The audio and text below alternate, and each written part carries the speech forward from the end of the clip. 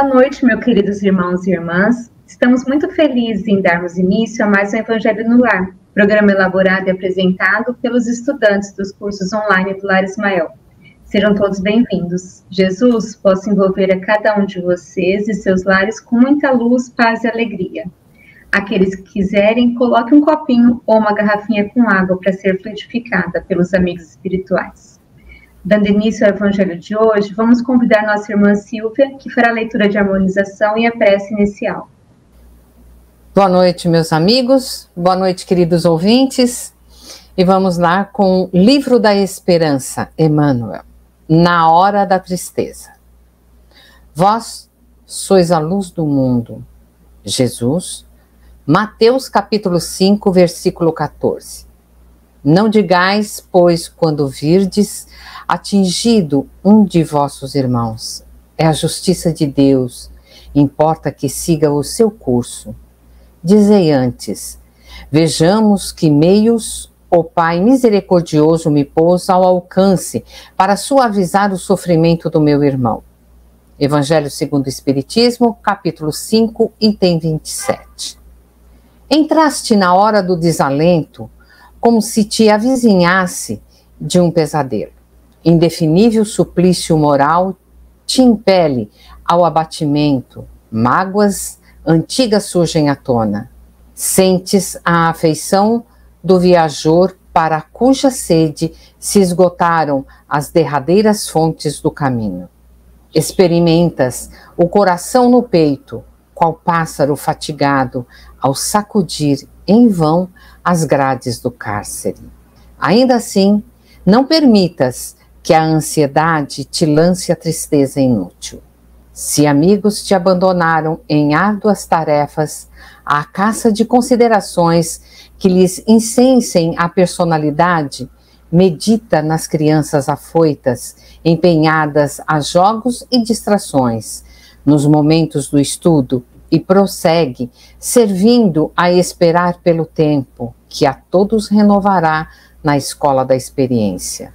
Se deixaste entes queridos ante a cinza do túmulo, convence-te de que todos eles continuarão redivivos no plano espiritual, dependendo quase sempre da tua conformação para que se refaçam e prossegue servindo a esperar pelo tempo, que te propiciará mais além o intraduzível consolo do reencontro.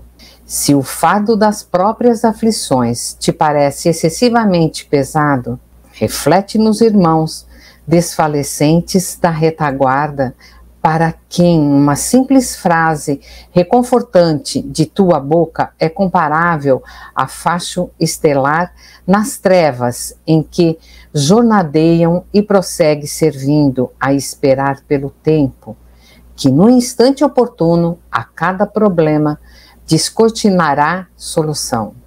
Lembra-te que pode ser ainda hoje, o raciocínio para os que se dementaram na invigilância, o apoio dos que tropeçam na sombra, o socorro aos peregrinos da estrada, que a penúria recolhe nas pedreiras do sofrimento, o amparo dos que choram em desespero e a voz que se levante para a defesa de injustiçados e desvalidos. Não te detenhas para relacionar dissabores. Segue adiante. E se lágrimas te encharcam a ponto de sentires a noite dentro dos olhos, entrega as próprias mãos nas mãos de Deus e prossegue servindo, na certeza de que a vida faz ressurgir o pão da terra lavrada e de que o sol de Deus amanhã nos trará novo dia. E agora, meus irmãos, vamos fechando os nossos olhos e vamos nos ligando a Deus nosso Pai e dizendo assim: Mestre amado, com alegria agradecemos esse encontro para mais um Evangelho no Lar.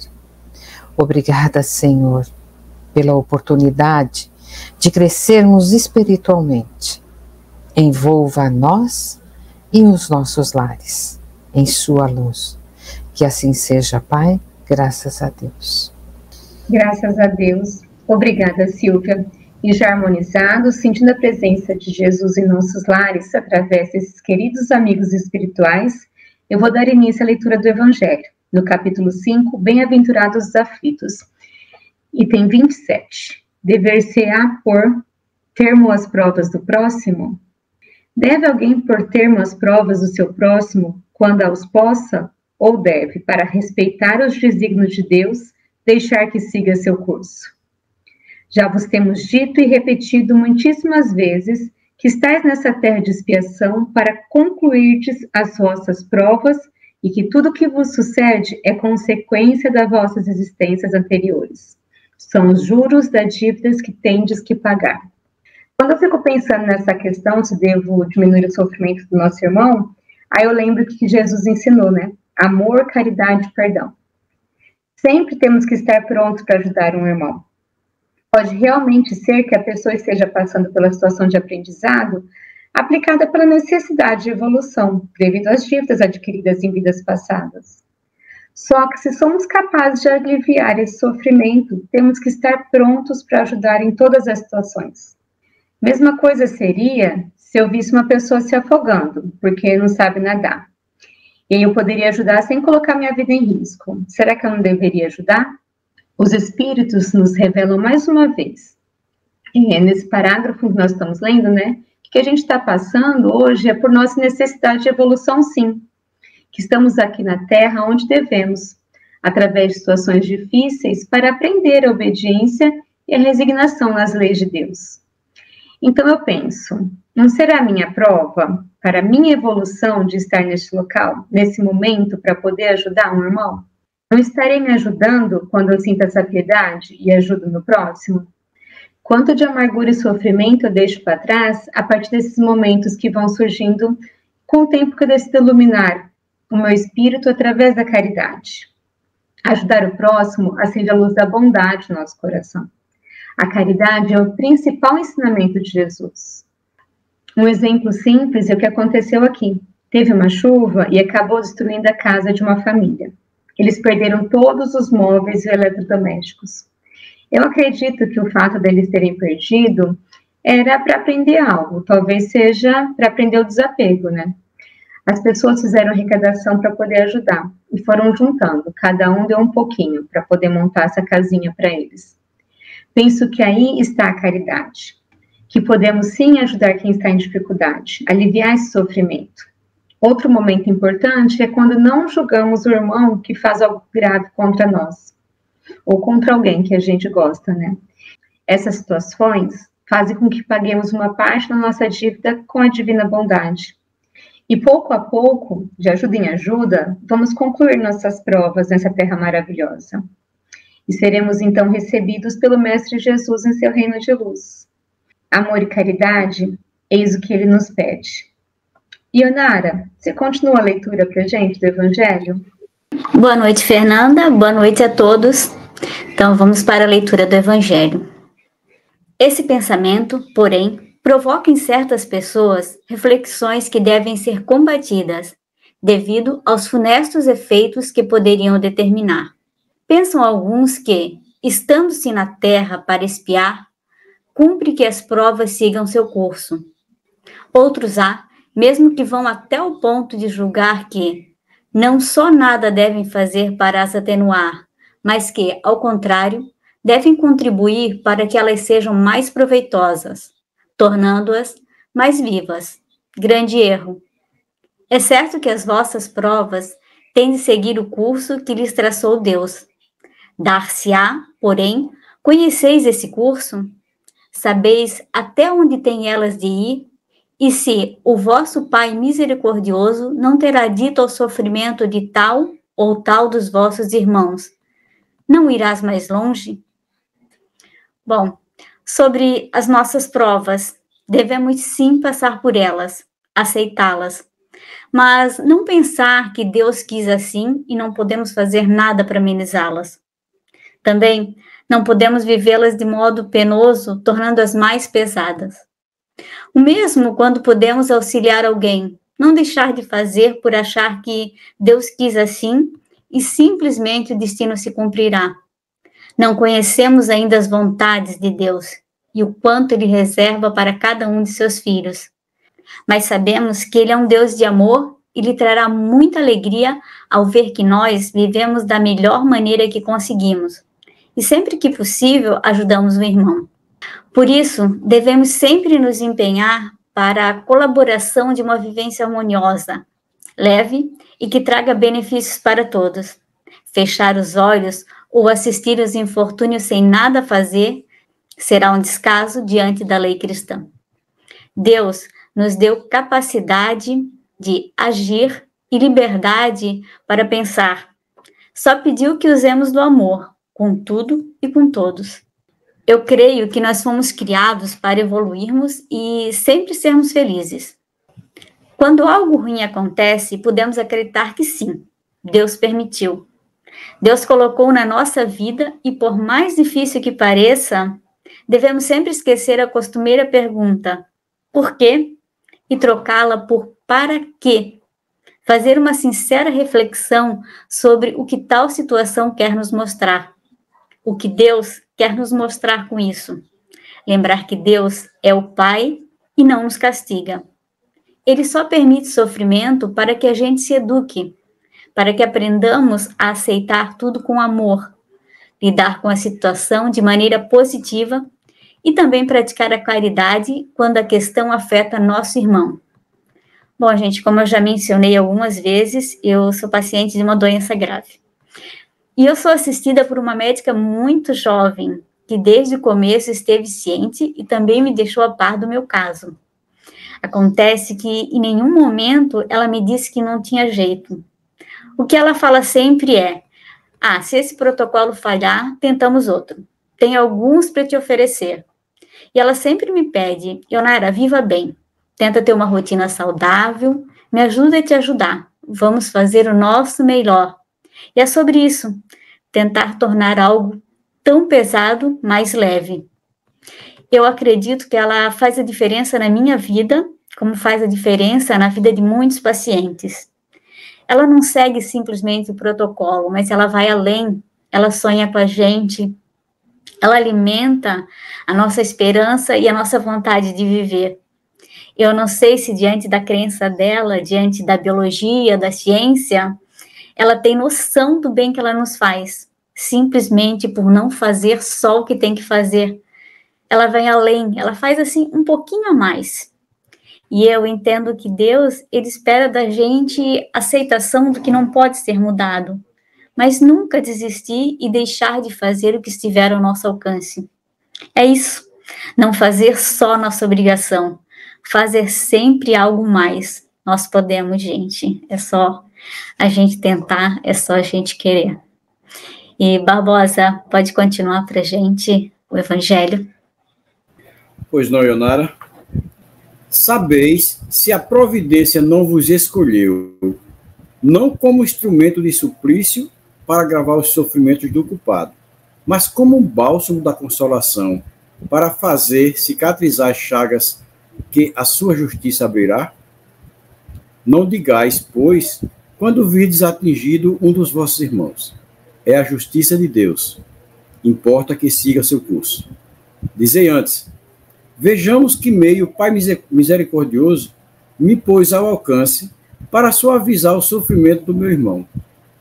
Vejamos se as minhas consolações morais, o meu amparo material ou meus conselhos poderão ajudá-lo a vencer essa prova com mais energia, paciência e resignação.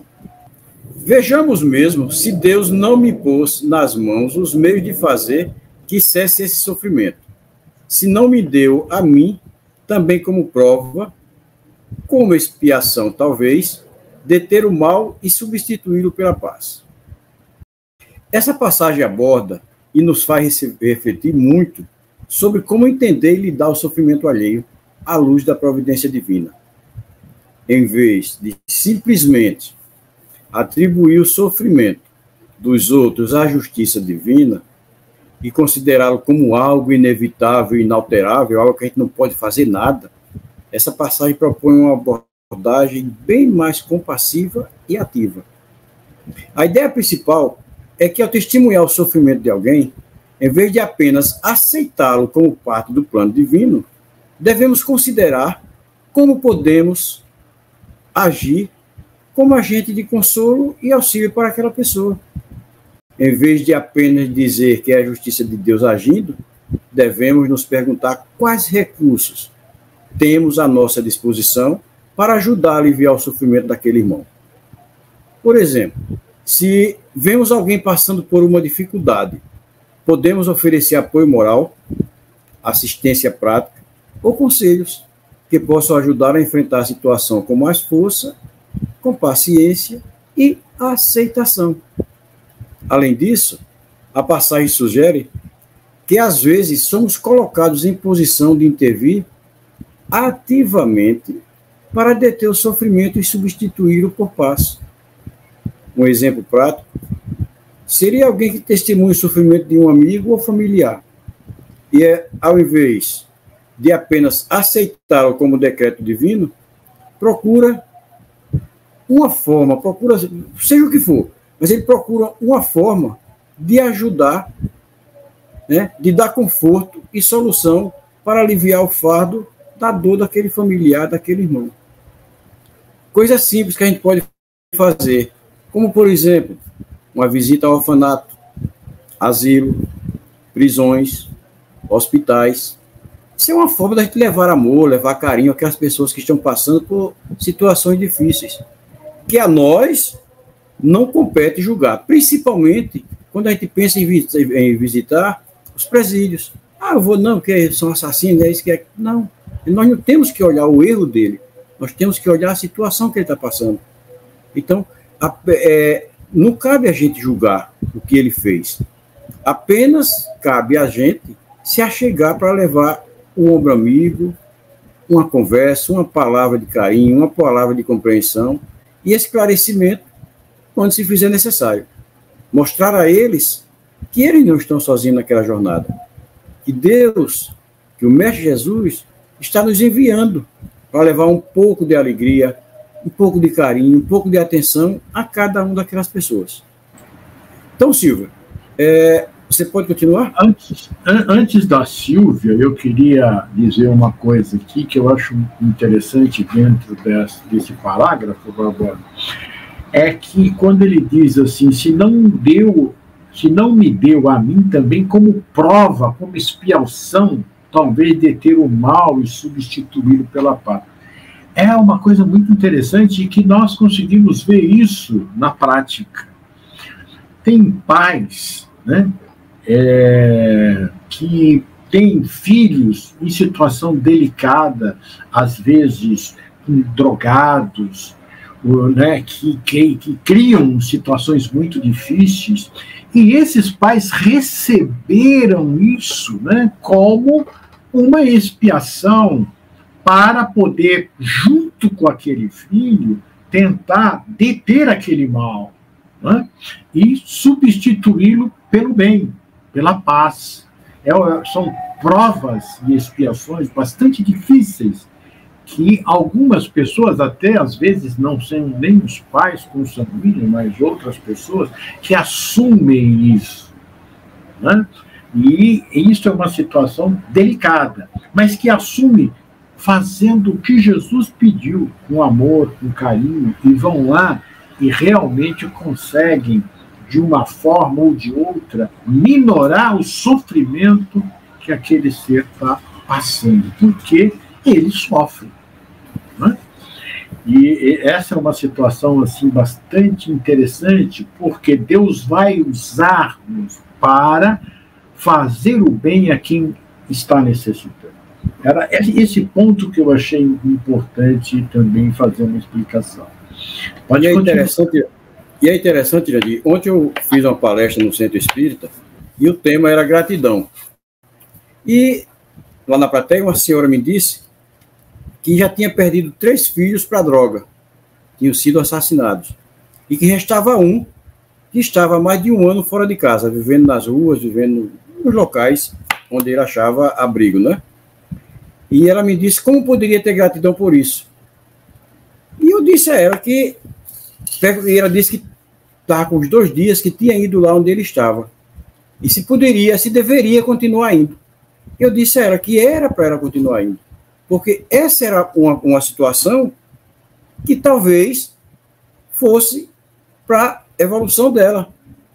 Ela perdeu 3 filhos, mas ficou um, e esse um está vivo, então ela tem que zelar agora por ele, ir aonde ele estiver, tentar resgatar ele de onde estiver. Essa é a missão, talvez essa seja a missão que Deus deixou para ela.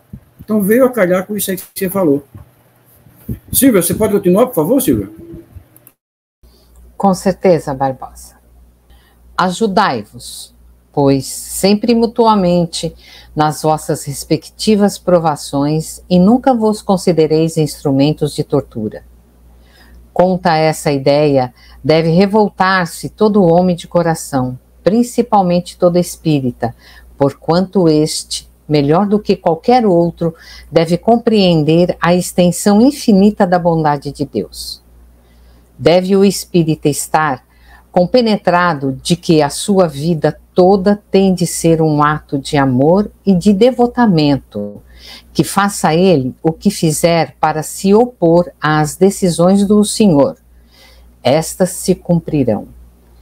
Pode, portanto, sem receio, empregar todos os esforços por atenuar o amargor da expiação, certo, porém, de que só a Deus cabe detê-la ou prolongá-la conforme julgar conveniente.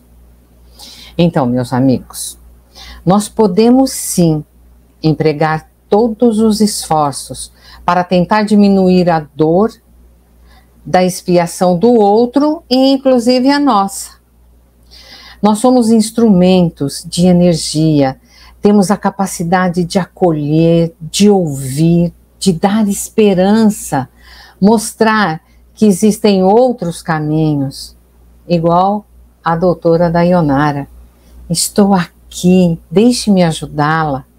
Né? Nós precisamos realmente entender e colocar em prática tudo o que nós estamos aprendendo em nossos cursos, que é amar. Amar indistintamente. Amar como Jesus nos amou. É difícil chegar nesse ponto, não é mesmo? Mas podemos simplesmente amar. É fundamental sabermos que apenas Deus tem o poder de determinar quando e como essas provas devem terminar. O Espiritismo nos ensina a confiar na infinita bondade e justiça de Deus e também a compreender que cada um tem o seu caminho a percorrer e suas lições a aprender. Então, não cabe a nós pôr fim às provas do próximo, mas sim oferecer nosso apoio e compreensão para ajudá-los a superar esses desafios com amor, sabedoria e paciência. Devemos sempre lembrar que somos todos irmãos em evolução espiritual e que nosso papel é auxiliar uns aos outros nesse processo e que Deus, em momento algum, nos desampara. Então, eu vou dar um exemplo agora. Alguém que amamos está muito doente. A primeira coisa a fazer é manter os pensamentos positivos e conversas saudáveis. Não podemos tirar a dor dele, mas podemos oferecer nosso apoio emocional e prático durante esse período difícil. Podemos estar sempre presente, ajudar com a alimentação, com a higiene, ajudar a dar os remédios na hora certa, buscar força e conforto espiritual para lidar com a situação. Além dessas ações práticas, devemos manter conversas positivas e encorajadoras, reforçando o amor que temos pela pessoa doente. Isso pode ajudar a melhorar seu estado de espírito e fornecer um ambiente mais acolhedor. Pode amenizar o peso das dificuldades e fortalecer nossos laços de amor e cuidado. Irandir, você pode dar continuidade no Evangelho? Posso sim. Até agora a gente viu, né, uma coisa muito interessante. Que nós, para ajudarmos o próximo, nós temos que fazer um grande sacrifício, né? Até aqui, nós estamos percebendo que este capítulo está mostrando para nós que ajudar é realmente esquecer de nós e lembrar só do outro. Este é um sacrifício que nós precisamos fazer. E ele é muito doce, muito bom, né? Então, vamos dar continuidade aqui à leitura desse parágrafo, que é o último desse item. Não haveria imenso orgulho da parte do homem em se considerar no direito de, por assim dizer, revirar a arma dentro da ferida, de aumentar a dose do veneno nas vísceras daquele que está sofrendo, sob o pretexto de que tal é a sua expiação? Ó, considerai-vos sempre como instrumento para fazê-la cessar. Resumindo, todos estáis na terra para expiar, mas todos, sem exceção, deveis esforçar-vos para abrandar a expiação dos vossos semelhantes, de acordo com a lei de amor e caridade. Bernardino, Espírito Protetor, Bordeaux, 1863. Hoje, gente, em menor grau, mas num passado recente, tivemos essa situação em grande escala, onde aqueles que tinham dinheiro e poder se achavam eleitos por Deus, e os pobres e miseráveis, aqueles que nasceram para servirem os eleitos. E, na verdade, a arma da indiferença e do desamor era revirada na ferida dos menos afortunados, envenenando-os através da humilhação que lhe aplicávamos, colocando-os, em certos casos, abaixo até dos animais. Está aí a história para nos mostrar essa situação. Por ignorância da época, não que hoje isso não aconteça. Acontece sim e muito. Isso se dá mais pelo orgulho e ignorância que ainda estamos mergulhados, por não querermos compreender que todos somos irmãos, que necessitamos uns dos outros e que devemos nos auxiliar mutuamente. O Bernardino, ele encerra esse parágrafo de forma maravilhosa, nos concitando a auxiliar, seja quem for em qualquer situação, como fez o Divino Mestre Jesus. Sigamos o exemplo dele, estejamos prontos a todo momento para auxiliar o nosso próximo. Porque a vida dá muitas voltas, não é mesmo? Uma hora você está numa posição e em dado momento você está em outra. Quem estava embaixo, de repente, surge acima. E aí? Estaremos preparados para olhar para essa pessoa assim, de frente? Por isso, nos recomendou Jesus a humildade e simplicidade. Agindo dentro desse preceito, jamais teremos receio de encontrar quem quer que seja.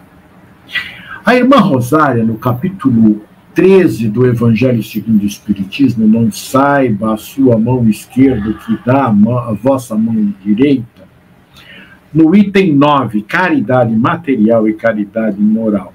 Eu vou ler para não tirar a beleza do texto.